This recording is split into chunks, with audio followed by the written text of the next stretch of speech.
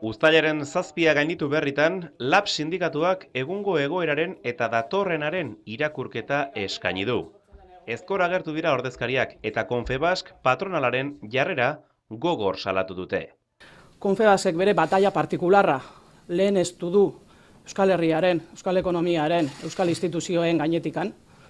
Bere bataia partikularra diogu Confebaskek hasieratikan, CEBek, SEA eta Degirekin hasieratikan esan dutelako beraiek krisi honetan lortu nahi dutena dela gure lan eskubideak txikitzea, hainbeste lan eta hainbeste onura ekarri dituen hitzarmenak ezerezean gelditzea, baldintza askoz kaskarragoetan, baldintza askoz okerragoetan, gure lan baldintzak berriro ere negoziatu behar izateko beraien mesedetan izango lirateken hitzarmen batzuetan.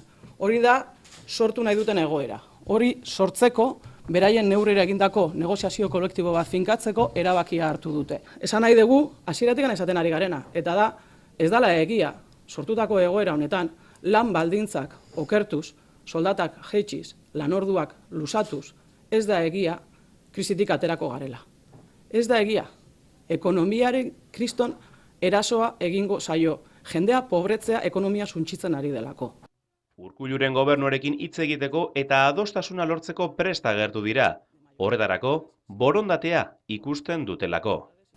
Gure ustez, indarrean jarraitzen du ere, mahai gainean jarraitzen du, ostiralean gobernuak aurkeztutako proposamena, hemen negoziazio kolektiboak ze egitura edukiko duen adosteko eta hitzarmenei beraien indarraldia luzatzeko, hau da, ultraaktibitatea emateko.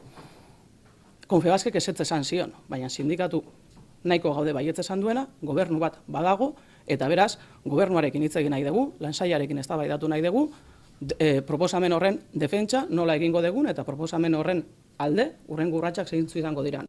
Horrekin batera, LAB sindikatuak gogorarazi du beraientzat lan hitzarmenek indarrean jarraitzen dutela, eta horiek errespetatzen ez badira, gogor erantzungo dutela.